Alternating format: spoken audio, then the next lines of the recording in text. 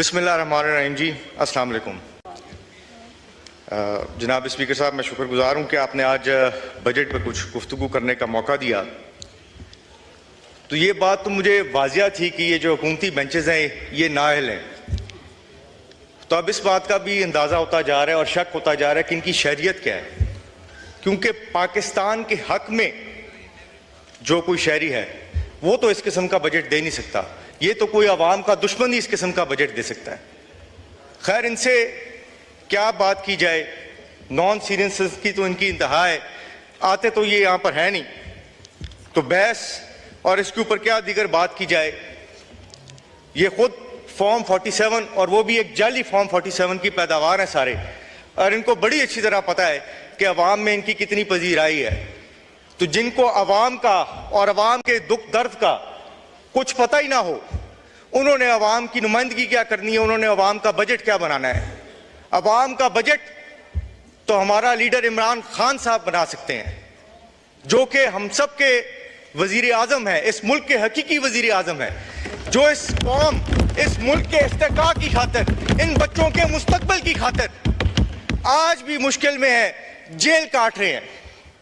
यहां पर जितने हमारे मेंबर हैं पाकिस्तान तहरीक इंसाफ के, एक आग का दरिया गुजर के आए, बेइंतहा मुश्किलात गुजर से आए। मैं इन बातों को दोहराना ही नहीं चाहता। जो कुछ हम सब के साथ हुआ, हमारे घरों के साथ हुआ, हमारी माओ बहनों के साथ हुआ, लेकिन हम खड़े हैं। हमारा अज़्म बुलंद है इस मुल्क के लिए, और हम अपने इस कौम के लीडर के साथ खड़े हैं, इमरान खान के साथ खड़े हैं, और हमें इमरान खान के साथ से कोई नहीं हटा सकता इंशाअल्लाह ताला। थोड़ी सी बजट के हवाले से मैं बात करना चाहूंगा कि हमारे जो फाइनेंस मिनिस्टर साहब हैं, जो कि यहां पर कभी नजर ही नहीं आते, ताल्लुक तो उनका बैंकिंग सेक्टर से है। तो जब वो आए एज फाइनेंस मिनिस्टर, तो मैं समझता था कि बैंकों से पाकिस्तान के लिए कोई अच्छी डील लेंगे, इस अवाम के लिए कोई अच्छी डील लेंगे। मैं इसमें आपको बता देना चाहता हूं कि पाकिस्तान का जो डोमेस्टिक डेट का वाकफ है इस साल, वो 8.7 ट्रिलियन रुपीस है, जिसकी अदायगी आपने करनी है। फॉरेन डेट जिसकी हम बहुत ज्यादा बात करते हैं, उसका मार्कअप सिर्फ 1 ट्रिलियन है उसके मुकाबले में। तो मेरा ख्याल था आके कोई डोमेस्टिक डेट की रिस्ट्रक्चरिंग करेंगे, वो बैंकों से हमें सहूलियात लेके देंगे, लेकिन मुझे तो लगता है वो पाकिस्तान के नुमाइंदे नहीं, वो तो बैंकों के नुमाइंदे हैं उल्टा।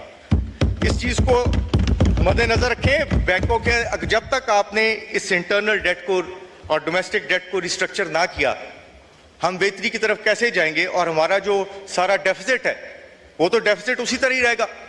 इसलिए इसको रिस्ट्रक्चरिंग करने की बेइंतहा जरूरत है। ऑडिट का, एफपीआर के रिफॉर्म का जब पता चला, तो पता चला कि एक ऐसी कंपनी को दे दिया गया है जिसका नाम मैकेंजी है, जिसको पाकिस्तान की तमाम तर डिटेल्स का, हमारे एफपीआर के सिस्टम का, निजाम का पता ही नहीं। उसके अंदर जब आप आगे चलें तो पता चला कि $10 बिलियन का ये कॉन्ट्रैक्ट उनको दे दिया गया है। और फिर पता चलता है कि शहबाज शरीफ साहब, जो कि एक नाजायज वजीर आजम है, उनके एक साथी हैं सलमान अहमद साहब, वो हर एडवाइजरी कमेटी में, जो कि शायद मैकेंजी के ही पहले पाकिस्तान के पार्टनर रहे हैं। तो कॉन्फ्लिक्ट ऑफ इंटरेस्ट तो वहीं पर आ गया कि इन्होंने हमारा जो स्ट्रक्चर है पीआर का, उसको दुरुस्त कैसे करना है, जबकि उनके अपने पार्टनर आके हुकूमत में इस तरह से बैठे होंगे। तो इन चीजों को ऑब्जर्व करने वाला, इन चीजों की निशानदेही करनी चाहिए। बजट की अगर आप बात कर लें, इसके मजीद आप आगे जाएं, पिछले साल आपकी टैक्स की कलेक्शन जो है वो 9.25 ट्रिलियन थी। इस साल उसको बढ़ा के 12.97 ट्रिलियन कर दिया गया है, जिसका मतलब है कि तकरीबन 40% इजाफा टैक्स में कर दिया गया, जो आपने ओवरऑल कलेक्शन करनी है। मैं समझा शायद पता नहीं कितनी को कारोबारी रियायतें इसके अंदर दे दी गई हैं, या कितनी कोई हमारी सहूलियात दे गई हैं कि हमारे अवाम की इनकम पता नहीं कहां पर जाने लगी है कि ये टैक्स कलेक्ट होगा।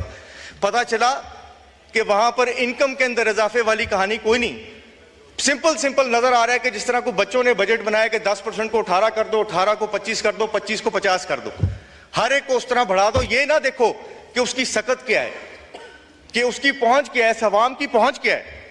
तो इन हालात में इस गरीब अवाम का क्या मुस्तकबिल होगा, क्या फ्यूचर होगा, इसको आप देखें। उन्होंने टैक्सेस